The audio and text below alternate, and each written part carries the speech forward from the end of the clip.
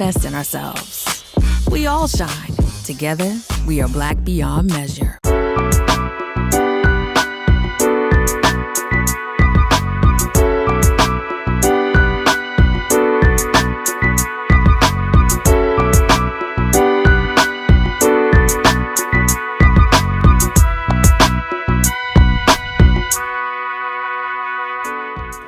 Hello, everyone, and welcome to A Balanced Life with Dr. Jacquie here at Black Star Network. Each and every week, we're bringing you content that really resonates with our lives.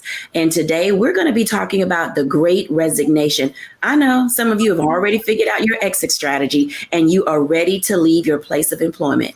Today, we're going to be talking and dialoguing about what does that mean to our families? What does it mean to our culture and communities? And just how well are you doing managing your work-life situations?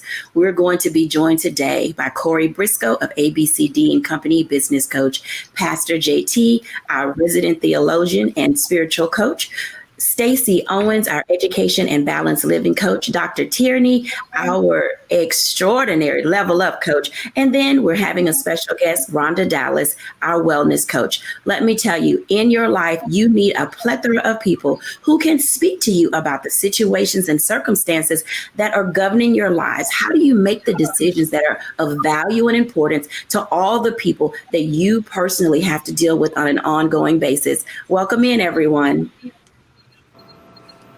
Hey, y'all. Hey, Dr. Jacquie.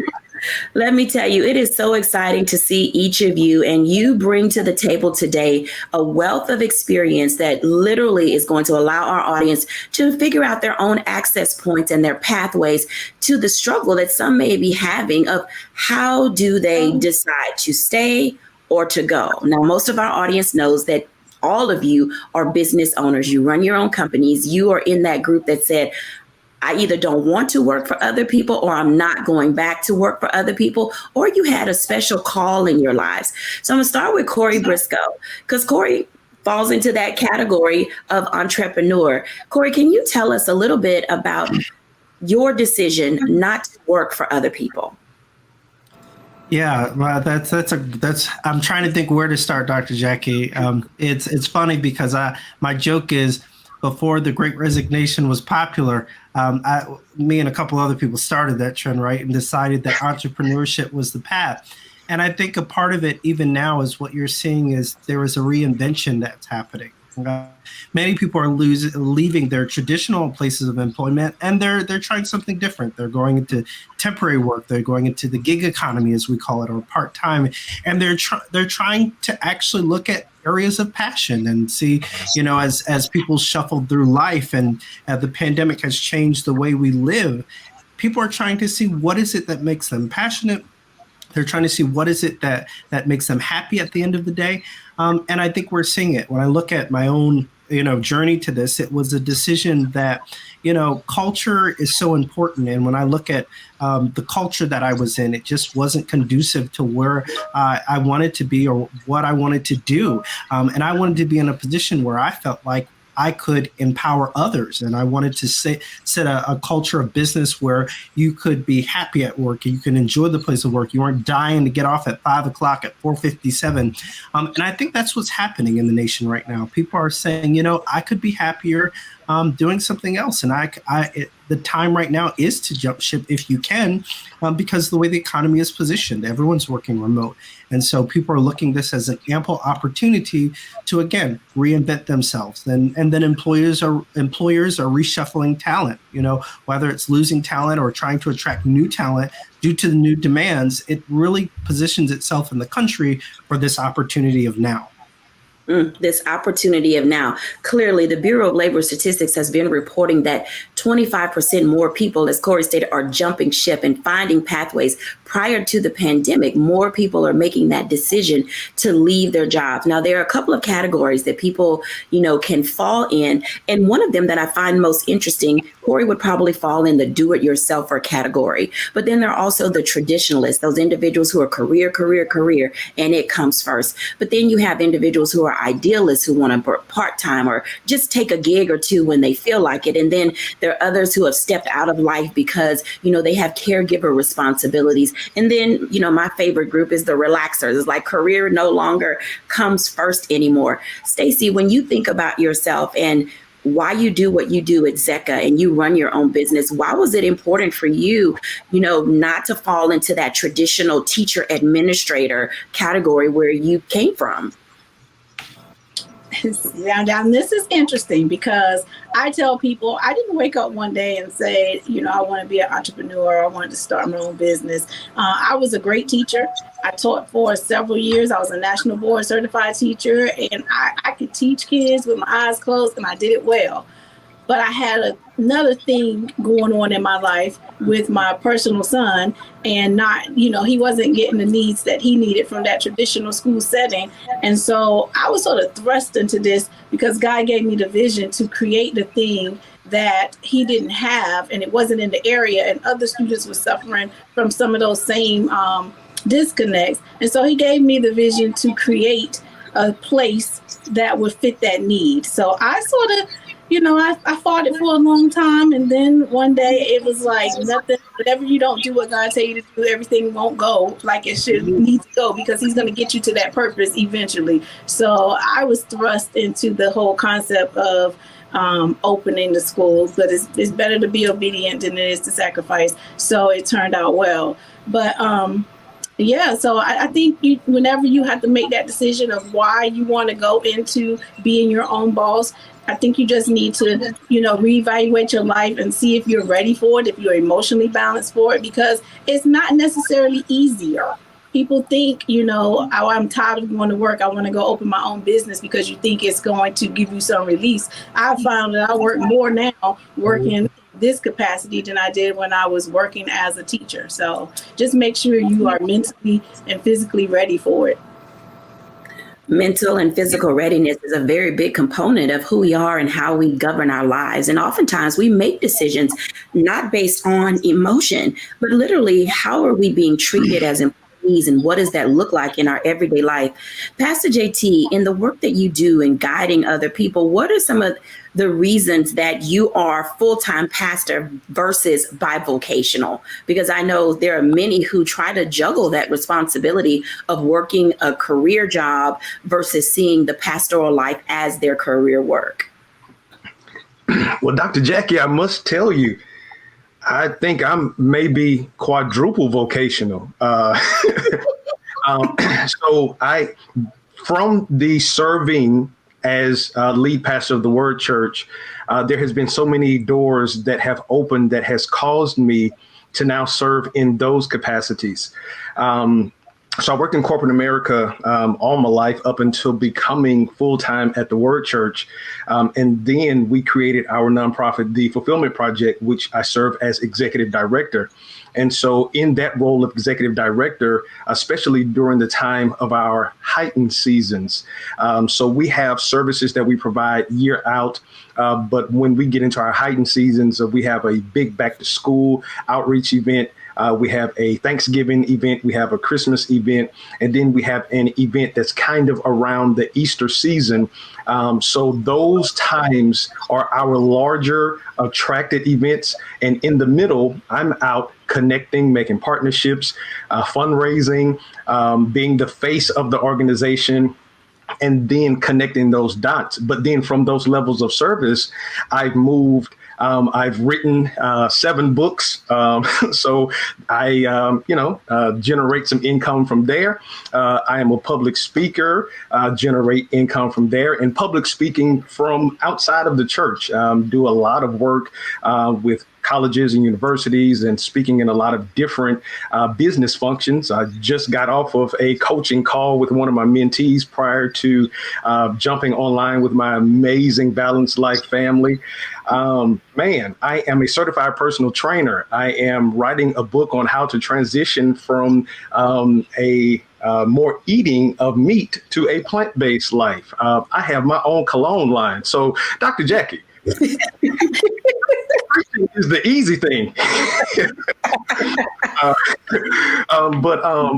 get that from the Bible, where it said that a man that don't work shouldn't eat. And during quarantine, finances shifted significantly as people now looked at living more than giving.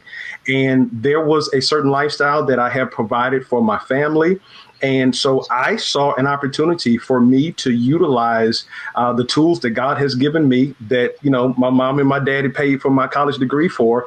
And I just applied that to the relationships that I had already formulated through the Word Church and the Fulfillment Project, and just leveraged those, and now have created kind of an ecosystem where it's Jamel Johnson Enterprises. So JT Johnson Enterprises, a whole LLC out there with all 9 of my businesses.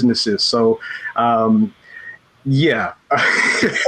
Look, you bring up a very important point, because with each exit strategy, you have to have a plan. And I like the idea that you're sharing with our audience some of the things that you're doing since you left corporate America. Now, I know that people will say, I'm going to jump ship and then I'm going to figure out what I'm going to do later. People, that is not a plan. Let me just say that it will cause additional stress on your family when they're uncertain where their security and their meals are coming from. It will cause anxiety in you as an individual when you say you want to leave and you believe you have transferable skill sets into another industry, but you really haven't taken the time to figure out how you guide and navigate that resume into different areas. When we come back after the break, we're going to talk to Dr. Tierney and Rhonda Dallas. I want you to get to know Rhonda Dallas, because as each of us are thinking about how we're moving and what it is that we're doing, there are often times that there's some things about us that cause us to leave a job. But remember, you take you with you. So even in the midst of this great resignation and you think you want to leave, if you've not taken care of getting yourself together, you bring all that bad behavior and attitude with you into that new space. When we're back after the break.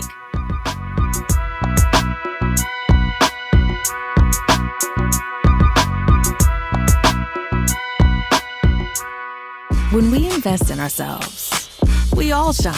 Together, we are black beyond measure. Pull up a chair, take your seat. The Black Tape with me, Dr. Greg Carr, here on the Black Star Network. Every week, we'll take a deeper dive into the world we're living in. Join the conversation only on the Black Star Network.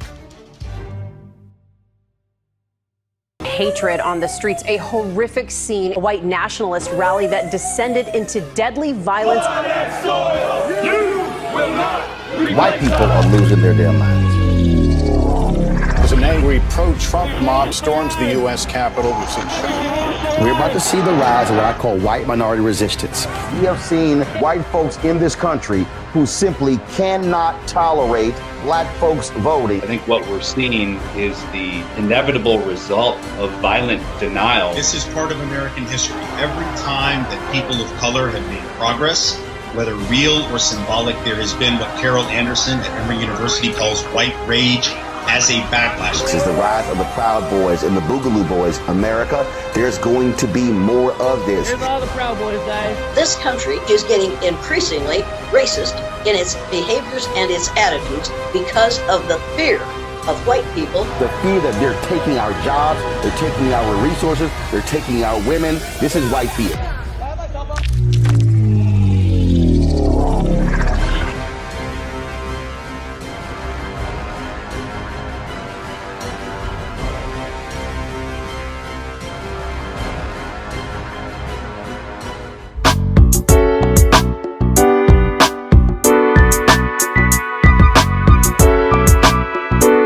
Welcome back, everyone, to A Balanced Life. And we are talking about this great resignation and what it means to figure out how to have balance if you so choose to leave the career or the job that you're in and decide to either do something on your own, go into partnership with other people, even if you consider just taking some time to deal with your family.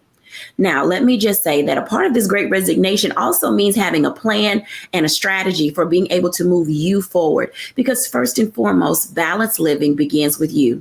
I want to ask Dr. Tierney this question because oftentimes we will leave a job, as statistics have shown us, because the work environment is not conducive to how we want to live. And it looks a little like this. Your boss won't let you have time off to take care of your loved ones.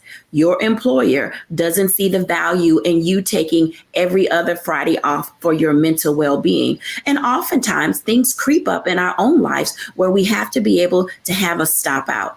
Dr. Tierney, welcome. So when you think about what it looks like and what it means and how it is that we're going to be engaging going forward, what are some of the things that people need to do to figure themselves out first before they jump ship? Excellent question. So to answer that, I'll tell you a little bit about how I stepped into entrepreneurship. I like to say that I was the reluctant entrepreneur. I did not want to be an entrepreneur. I thought the W-2 was the safe thing. I knew I would know what I was making each week and I could plan and, and that was just not something that I wanted to do. But God had a different plan for me. And if you've heard me, in any of my speaking engagements, you've probably heard me tell how I lost my job in 2016, literally 1 month after getting married. And I lost my good job. But it was in that process of losing my job that I began to rediscover me and didn't even know until I lost my job that I had lost myself. And in that process, one of the first things that I did was actually get a life coach. And as I was working with my life coach, that's when I began to see all of the things that were on the inside of me, my tenacity, my discipline, but also I got a chance to see how I was had gotten my who in front of my do in front of my who. If I couldn't do this thing, then who am I? And I lost a sense of just who I was, because if I wasn't, I was in higher education. I'm still in education. I do consulting in education, but I had worked at the Department of Education and had this huge network. And, so if I wasn't the education extraordinaire, then who was Dr. Tierney? And it was in that place, that scary place, that I realized, like, wait, I've lost sight of me. If I can't do this thing, then I shouldn't not know who I am, and so it started with me just working on me, who I was, whose I was. And so that's the first thing that I always tell people. It's not so much about doing this thing or starting this business or, leaving where you are to do something different. It's about getting in touch with you, because let me tell you, having your own business and Stacy tapped on it, Corey tapped on it, Pastor JT tapped on it, that when you are out here and you're the CEO, sugar, all sides of you are going to come out, all of the attitudes, all of the behaviors, all of the thoughts, everything. It is going to pull on you in a way that you are not expecting. I work harder now than I ever did when I worked for the man. I'm just telling you, straight. So starting first with identifying who you are. What are those things that are on the inside of you? Not just your passions, but those things that could possibly become roadblocks, in your way, getting in touch with that. And then from that place, deciding from who you are, what it is that you'll like to do. That's kind of the 1-2 that I always kind of got my clients on when we're talking about starting a new career, great resignation, or whatever it is that they want to do in their life. Absolutely. Knowing who you are is a very important part of the foundation that you build. I'd like for you all to welcome in Rhonda Dallas. Hey, Rhonda. Hi. Hey, this is the first time our audience is having an opportunity to see you and to get to know you. Tell us a little bit about who you are and the work that you do. Okay, so name is Rhonda Dallas, originally from Chicago, Illinois. I live here in Houston, Texas. I am a healthcare administrator. I have a degree in science. I'm a certified health and wellness life coach and a certified nutritional counselor. And I have my own Black-owned vitamin line for women, men, and children. I'm married. I have children. They're all gone and grown. And just enjoying what a balanced life feels like. Enjoying what a balanced life feels like. And I think it's important to this conversation we're having now related to the Great Resignation. Now, you have worked for yourself and you have worked for other people. And I've often heard you talk about how toxic relationships on the job can cause people to want to leave because oftentimes individuals don't feel valued. Can you talk a little bit about how not feeling valued plays a part in people wanting to leave a job, even though they may need the money? Sometimes your self-worth and who you are is tied into that space where you find your employment, but there's no joy there anymore. Yeah, I'm glad. That's a very, very great question, Dr. Jacquie, especially when it pertains to our health and wellness. I always tell people that now call on me to do healthcare consulting, that it is free. It is free to check on somebody, to check to see how your staff is doing, to check on others across the globe, because we have such vast technology now. It's taking out the time, it's being intentional to check on others to see how their health and wellness is, especially during a pandemic. I often tell people right now that we are still in a pandemic. It's not talked about as much, but people still need for us to reach out to them and see how they're doing mentally and physically. So for me, it's just putting self to the side and reaching out and checking on others. Reaching out and checking on others. Both of you have given us some examples of why it's important as you think about a Great Resignation. You know, literally, I have to say this, before you leave your job, take some time to really assess what is happening in your workplace, what is happening with you, and how are you managing the stressors that are around you. I want to ask Corey Briscoe a couple of questions as it relates to this, because as an employer, Corey, you've got a team of people who are working with you in ABCD and company. And as Rhonda stated, being able to check on each other is important. Now, Corey, when you think about this relationship of employer, employee, and managing partners, what value is there in this relationship building on the job? Because we literally spend more time with our employer than we do with our family. You know, this is a fantastic conversation, and one that I think more organizations need to have more of this conversation. I coach a bunch of organizations, and unfortunately, when you talk about the kind of the family aspect of business, because there is successful organizations, there is a family aspect. There's a relational aspect. It's what makes the organizations grow. It's what makes them function. It's what makes the relationships and the day itself seem like it's a place you want to enjoy. And unfortunately, the reality is when you use the connotation of family, depending on the background of a person, family has a very interesting meaning. Some people, family is great things. Some people, family, it's terror. But it's up to the organization to define the family, define the guiding principles, and those things which help guide the organization to accept a new definition and adopt the new definition. You know, as a managing partner and owner, it is so difficult sometimes balancing what I like to say, the business of the firm and the health and the love, right, that I as an individual have. But I've learned in the course of 8 years in business that it is necessary to merge the two. The health of the business depends on the health and the wellness of the employees. The health of the business depends on the relationship that the employer sees itself having with the business. And so for me, when I look at the firm and I look at the value in having relationships, I just left right before this call. We were celebrating an employee's birthday, right? And then you learn about, the person not being celebrated in general and finding a place of comfort and home. I keep telling people every day, the more you invest in your employees, the more that you invest in the culture, the systems, the processes to help them show up the best, you don't really have to ask them to show up. They do it voluntarily. They show up and they allow the business to thrive. They allow the organization to thrive. And so for me, I think it's a conversation about first leadership setting the stage, setting the framework so people can then adopt and buy into it, right? Because we know that while culture may be set from a vision standpoint, it is an everyone thing that requires everyone's buy-in.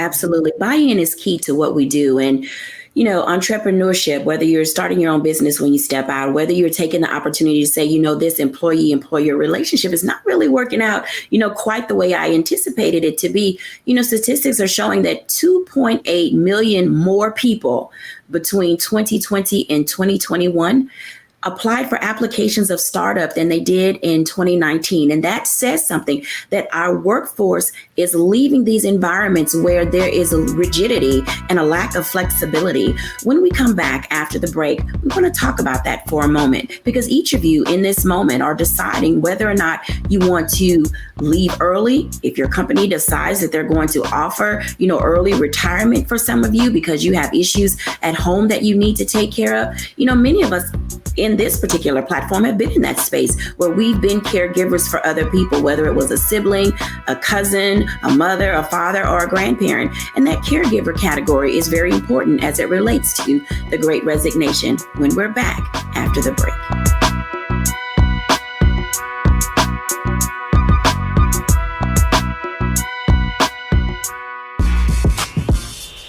When we invest in ourselves, our glow, our vision, our vibe, we all shine. Together, we are Black beyond measure.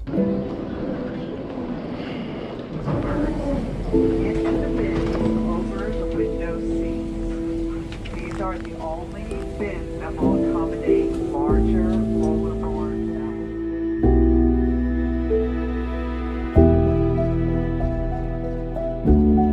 They put 10 in here? 10, and you don't come out till you die. And you eat him, you poop 10. Oh my God. So what?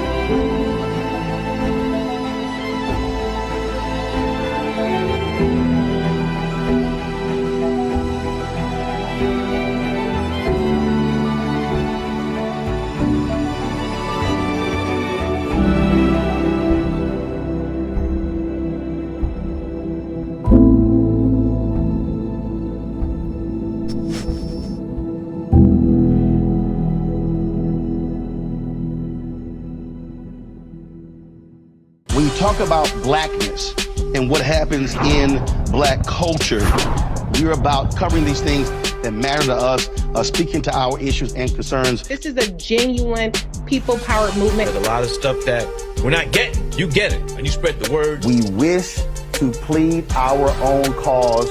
Too long have others spoken for us. We cannot tell our own story if we can't pay for it. This is about covering us. Invest in black-owned media. Your dollars matter.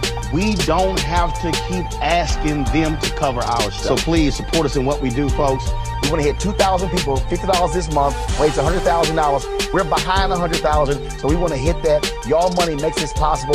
Checks and money orders go to P.O. Box 57196, Washington, D.C. 20037-0196. The Cash App is $RM Unfiltered. PayPal is R Martin Unfiltered. Venmo is RM Unfiltered. Zelle is Roland at RolandSMartin.com. When we invest in ourselves, we all shine. Together, we are Black beyond measure.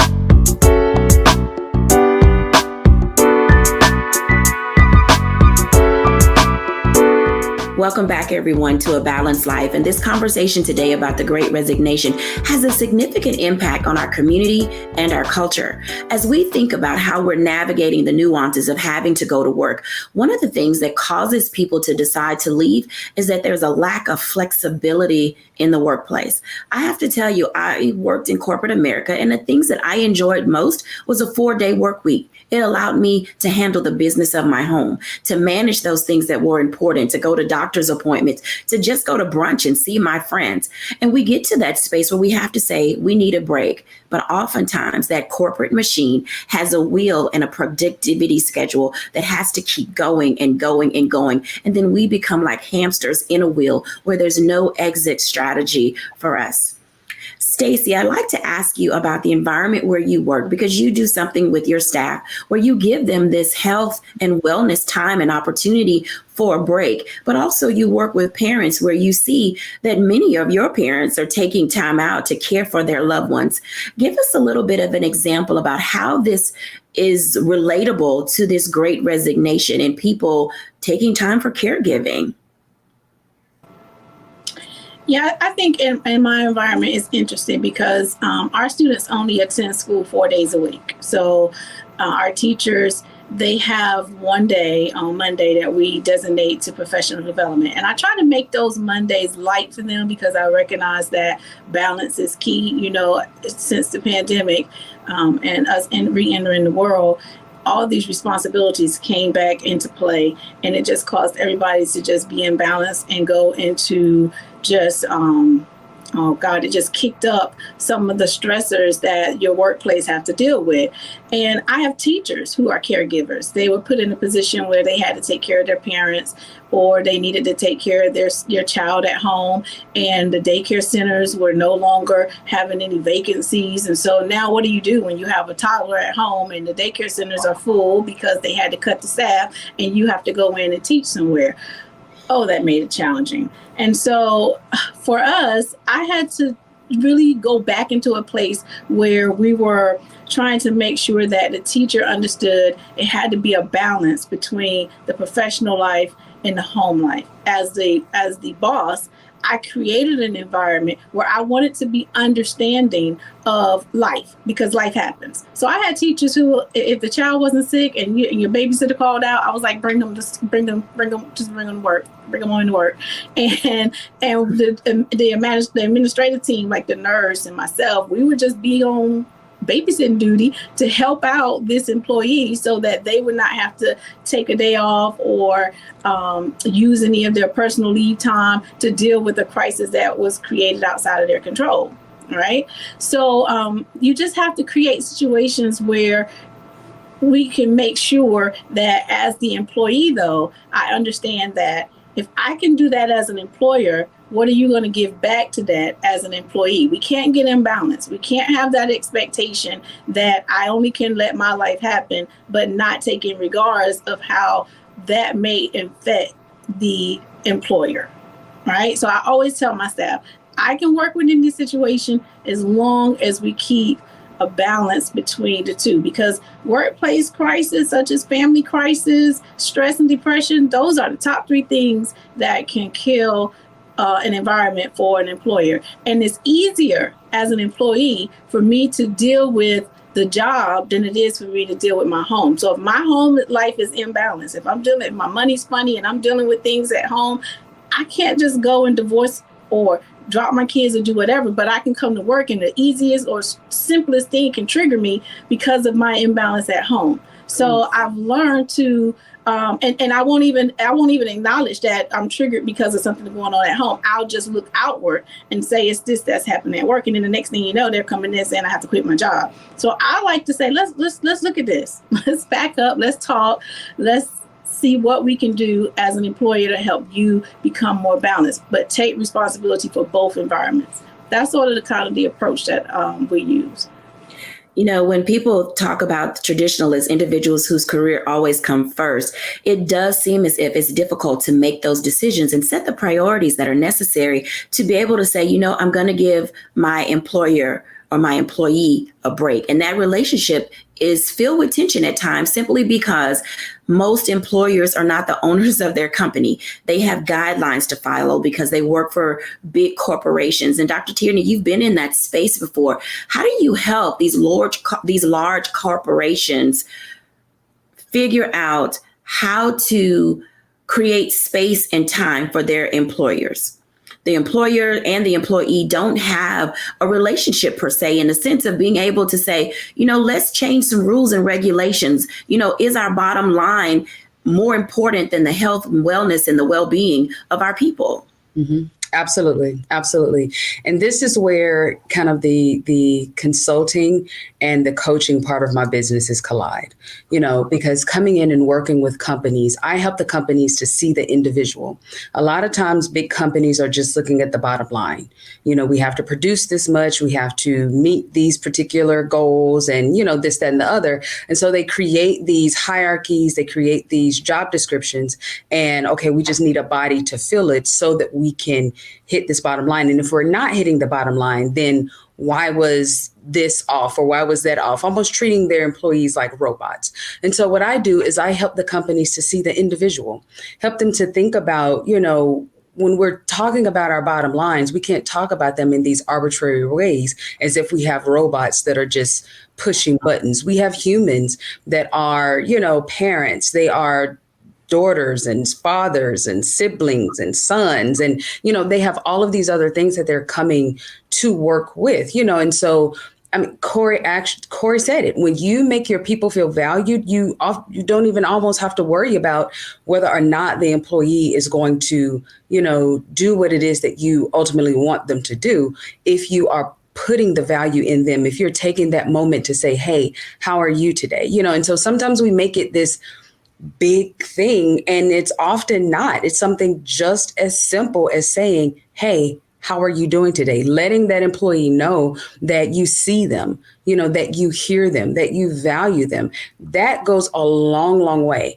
And just that good, that good, like, I know that my employer cares about me, and I'm just not some cog in a wheel that is made to produce this thing, and so oftentimes it just comes back to something just that simple. Sometimes it does require some restructuring. Sometimes it is, some additional facilities for, for mothers that need to be, incorporated. Sometimes it is just some workshops or different resources for the employees. But often it just comes down to, hey, when was the last time that you went to Bob that's on the third floor in the second cubicle to say, hey, how are you? And you're doing a great job.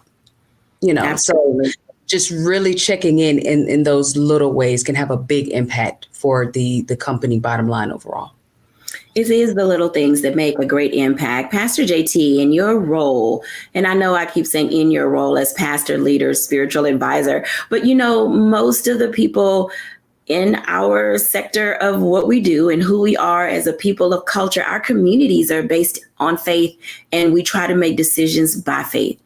How can you guide people to make sound, smart decisions if they're using the Bible, if they're using another faith-based resource, if their go-to is prayer or to talk to Big Mama, whatever it is? How do we allow people to discover how to center themselves and find a space in a way to say, you know what, folks, I've decided I'm not going back, or I'm going to give this job another year, because those are really tough decisions. And talking to family members about getting involved in the Great Resignation or staying in a place where you're not happy weighs heavily on the home. You're right, Dr. Jacquie. And I think we have to give them space to be. We have to give them space to make that decision because we're dealing with a totally different workforce.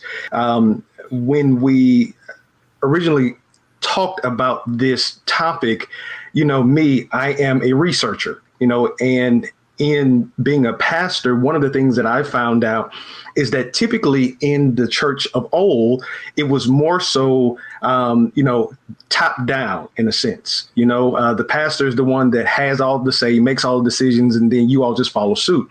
Well, I'm a little bit different, man. I send out surveys, I'm asking for people's ideas.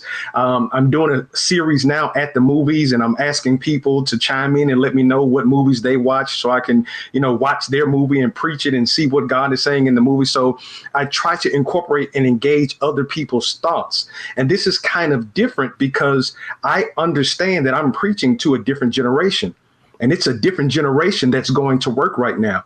And as we're talking about this resignation swing, the Harvard Business Journal said that the group that's driving it is between the age of 30 and 45. Now, I'm 42 and I'm a millennial. So really, Our issue is the millennial generation and back. So this is that generation that does not have the attention span of generations of old. So now when I look at this job every day, if it's not serving me, I am going to serve them my resignation letter. And so now we have to give them space, understand their language. And so I think the thing is that if we are trying to live, quote unquote, now if we look at the theologian that you have given me, the title of being, if we're trying to live in a New Testament world, we can't hold them to the rigid laws of the Old Testament, because what happened from the Old Testament to the New Testament is grace. And so we have to learn to extend them grace, learn their language, offer them an opportunity to have a space where we appreciate what they say, incorporate some of the things that they do. And then if we identify that they have come to a fork in the road, we help them as their family identify what direction to take and not be critical, but allow them to make the decision on their own. Because at the end of the day, just like the show that came out when I grew up, it's a different world. It definitely is a different world. When we come back after the break, I'm going to tell you guys, it's the hashtag for me that says it's the autonomy for me. I have to be honest. I have worked in corporate America. I've worked in higher ed. I enjoy being an entrepreneur. I've had that as a part of my life for at least the last 30 to 35 years. And so with that, comes the understanding and direction and guidance of being able to really govern yourself accordingly. Let me just say, and don't at me, don't hashtag me, don't text me, don't call me. I'm going to just say it plain like it is. So many people do not have the discipline to be on their own, trying to run their own business. So however it looks for you, when we come back after the break, we're going to talk about why discipline matters if you decide to step into this great resignation when we're back after the break.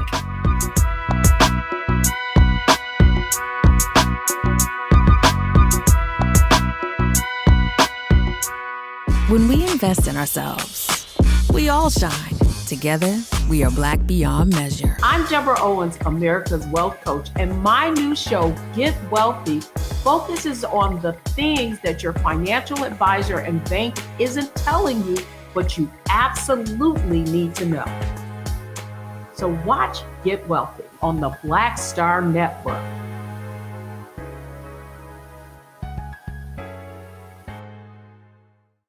When we invest in ourselves, we all shine.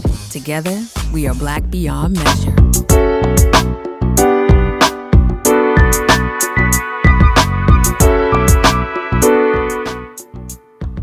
Welcome back, everyone, to A Balanced Life. I said it. Don't hashtag me, don't at me, don't text me, don't call me, don't do any of it, because most of us know people who have tried to run their own business, who have tried to say, oh, I'm going to work from home. We don't have the discipline to work from home, at least not all of us. I want to bring everybody back in for this conversation because let's have a little fun, guys. When you think about when you first decided that you were either going to step out on your own or you were going to work from home, or this pandemic forced you to work from home, tell us about one or two things that you realized about yourself where you actually may not be cut out for working at home. Hey, y'all. Because we all had those moments. If we're honest with our audience, we all had those moments where it was like, oh, I think I'll write this document or do a grant report. And then you started binge watching a show or started working on your grocery list. So let's talk about how undisciplined were we when we really started this movement of let's do it from home. Corey Briscoe. I am so glad you asked this question. All I can say is I am in my office for a reason. The best investment I ever made as an entrepreneur was to get a physical office. And I'm not saying that is right for everyone, but it was right for me. And I come into my office every day. And yes, I'm a managing partner. I'm the owner. I'm the founder. I need to be around structured environments. I need it because when you work crazy hours, when you are disciplined, you also need the ability to disconnect. I need to leave work at work and be at home and be at home. And sometimes when you merge the lines of that, it becomes difficult. Some people are fantastic at it. Some people just aren't. And I learned that about myself, that whereas my wife, who can do a hybrid, that's not me. I need to be at my desk. I need to be around my team. I need to be collaborating with them in person. And it allows me to show up the best way I know how. And I think that's so important. And lastly, Dr. Jacquie didn't ask me to speak to this, but you can @ me and tag me CCB Global, because a lot of people are not disciplined and should not be entrepreneurs. Point blank, period. I'm going to say it. I am unapologetic about it. At first, I didn't know if I had the discipline to be an entrepreneur. It is a thing that you have to know about yourself. You have to know about your structure. Some people need someone to check in with them. Some people need someone to manage them. And that's just honesty. So let's tag me. I'm ready. Rhonda Dallas, what say you about this, discipline or undisciplined? I would say discipline, but I'm gonna piggyback off of Corey. I have to be in a structured environment, because one of the things that you must understand about yourself is, are you an A or B type personality? And so I am a strong A, where I have to have structure, I have to have everything in place, and I have to feel like it's an office environment. Because when I come back to my home office, I wanted to feel like a home office, a little more relaxed. And so I like Corey said, I don't want to muddy the water with the two, but I know for me, doing this, not as long as some people have, I require that work office setting in order to continue my discipline. Now that is smart, sound decision making. I hope y'all are listening. She needed a work office, because some people need that. It's okay to bring your traditional ways into your laxed ways. There has to be a blending and a marrying of the two. Pastor JT. Well, and I don't want to sound like, the shining star or whatever, but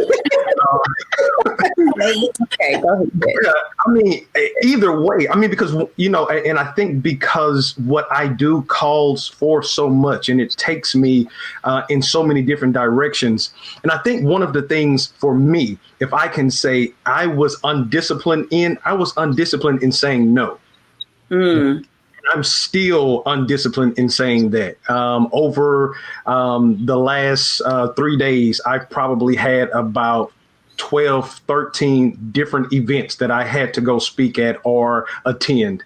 And my wife just asked me, hey, are you running for office again? Tell me what's going on. I'm confused why you're moving around so much. But it's always, hey, Pastor Jay, can you be here? Can you speak here? We need you to do this. And so I think I kind of got in that groove during quarantine, because I was going from Zoom to Zoom to Zoom. And so I made so many different commitments when we were online, because it was easier for me to end and begin. But now I'm turning the keys and I'm driving from here to there. So I think that's for me, one of the things that I'm not disciplined in as much as I should be. I should be telling people, I should be like Corey. I should want all the smoke and tell people, no, I ain't coming. I love it. I love it. Stacey Owens. Listen to the little shining star. You are already the shining star. Right. For me, I'm pretty disciplined, but I do have a touch of ADHD. So for me, when schools closed down, it was easier for me to still come into the school and do my work, mainly because when I'm home in my home office, it's harder for me to set those boundaries for my family. My kids are grown and gone as well, but if my mother or anybody in the family call me and find out that I'm at home, then in their mind, even though I'm sitting in my home office, they think that I can just stop and turn to their needs. So they have learned that if I'm at school in my office, then they're like, okay, she's at work. She's not gonna budge until she finished doing whatever. So for me, the discipline, it helps me more to come into the office and have that structure and have that mindset of knowing that this is the task I need to stay focused on. Because at home, I'm not a binge watcher for TV, but I will say, oh, squirrel, let me go find something to eat, or let me go wash the dish, or let me go do this, and I'll just be all over the place. But Corey, I'm gonna share those tags with you though, because everybody is not cut out to be an entrepreneur. So you really do have to think about not only discipline, but your emotions too. Are you emotionally balanced to be cut out to be somebody's boss? Because every emotion that you have in your being is going to be tested and tried once you step into that role of leadership. So I'll take some of those hits with you. Dr. Tierney, everybody taking hits. Go for it. I want all the smoke. Bring me all the smoke, because let's say this. When it comes to discipline, I had the fortunate ability to really hone in on my discipline and finish in my doctoral degree. When you are in that dissertating phase, your chair is not going to call you. They're not going to check up on you. They're not going to ask for your chapters. So my discipline had to really, I was already disciplined and I'm very type A, but it had to really go up a notch, during that season. So by the time I got into this phase in entrepreneurship, I was already there. I was already ready. But something, if we're talking about discipline, something that I tell my clients all the time, a lot of people that are just saying, oh, I want to be an entrepreneur. That's just, you're just being lazy because you don't want to do what they're asking you to do. And you want to do what you want to do.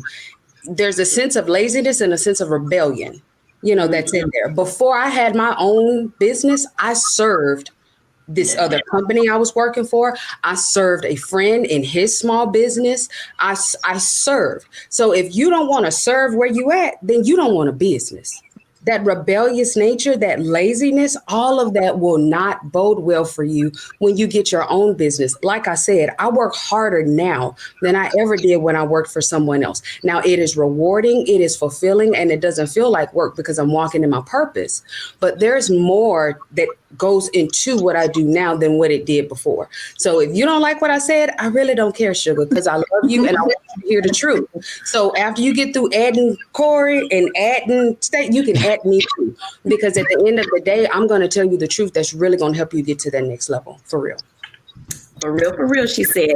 So as we get ready to wrap up this segment, I'd like for each of you to give one word that you believe people need to bring to their balanced living skill set if they're participating in this great resignation. Bring blank. Go. Corey Briscoe. Bring accountability. Without accountability, I'm telling you, you have to know yourself. You have to have some checks and balances. Even the best of us bring accountability. Stacy. Bring honesty. Don't fool yourself. Rhonda.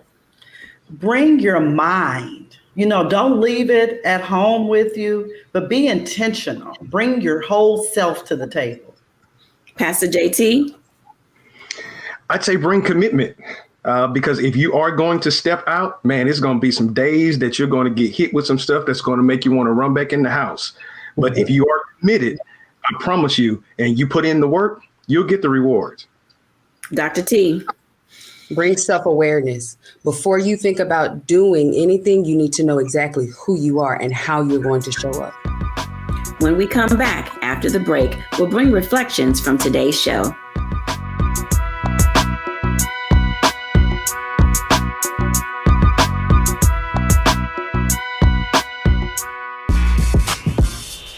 When we invest in ourselves, our glow, our vision, our vibe, we all shine. Together, we are Black beyond measure. Folks, Black Star Network is here. Hold no punches. I'm real revolutionary right now. Support this man, Black Media. He makes sure that our stories are told. Thank you for being the voice of Black America, Roland. Stay black. I love y'all. All momentum we have now. We have to keep this going. The video looks phenomenal. See, this difference between Black Star Network and Black-owned media and something like CNN. You can't be Black-owned media and be scared. It's time to be smart. Bring your eyeballs home. You dig?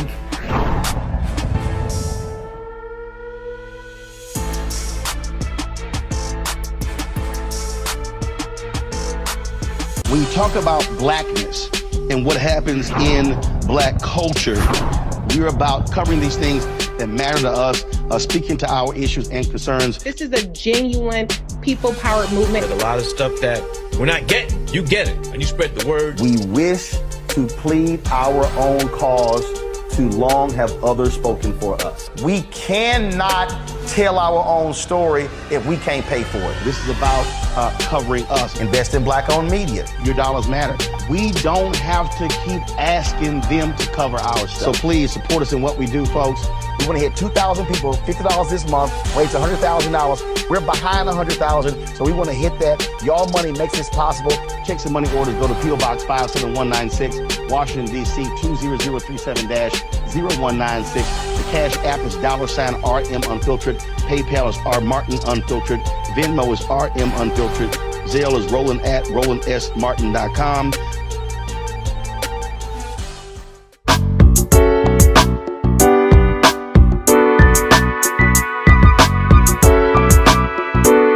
Welcome back, everyone, to A Balanced Life. And as you can tell, there's some tools that you need in your kit in order to be able to survive the Great Resignation. Now, whether this resignation comes because you've decided to do it on your own and you're doing it voluntarily, or you get that dreaded pink slip, let me just say my one word for you would be to bring your passion. Bring all of who you are to the table. Bring those things that bring you joy. Bring that which you've been sitting on and putting on the back burner. Allow yourself to really be able to see yourself as a thriver and a survivor. The Great Resignation is going to hit all of us in different ways. And so, as you think about it, come prepared, ready to do the work that is required of you, but also bring your A game. Come ready to deliver at every stage. I watch a lot of television, and what I've learned from most of these reality shows is that everyone always says when they get booted off, they didn't give me enough time to show them who I was. You get one shot, which is the first time they call your name. Thank you all for watching today, A Balanced Life with Dr. Jacquie. Bye now.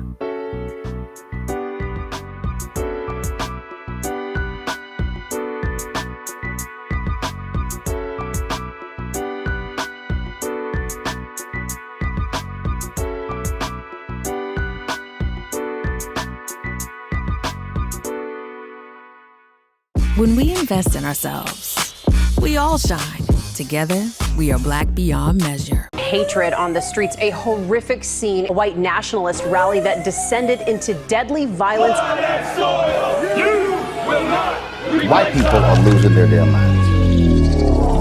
As an angry pro-Trump mob storms the U.S. Capitol, we've seen We're about to see the rise of what I call white minority resistance. We have seen white folks in this country who simply cannot tolerate black folks voting. I think what we're seeing is the inevitable result of violent denial. This is part of American history. Every time that people of color have made progress, whether real or symbolic, there has been what Carol Anderson at Emory University calls white rage as a backlash. This is the rise of the Proud Boys and the Boogaloo Boys. America, there's going to be more of this. Here's all the Proud Boys, guys. This country is getting increasingly racist in its behaviors and its attitudes because of the fear of white people. The fear that they're taking our jobs, they're taking our resources, they're taking our women. This is white fear.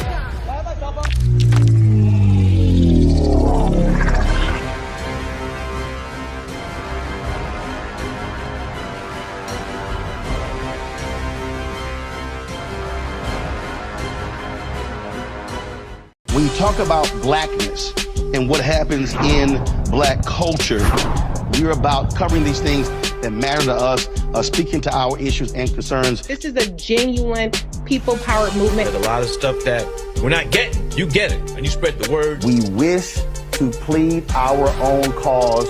Too long have others spoken for us. We cannot tell our own story if we can't pay for it. This is about covering us. Invest in black-owned media. Your dollars matter. We don't have to keep asking them to cover our stuff. So please support us in what we do, folks. We want to hit 2,000 people, $50 this month, raise $100,000. We're behind 100,000, so we want to hit that. Y'all money makes this possible. Checks and money orders go to P.O. Box 57196, Washington, D.C. 20037-0196. The Cash App is $RM Unfiltered. PayPal is R Martin Unfiltered. Venmo is RM Unfiltered. Zelle is Roland at RolandSMartin.com.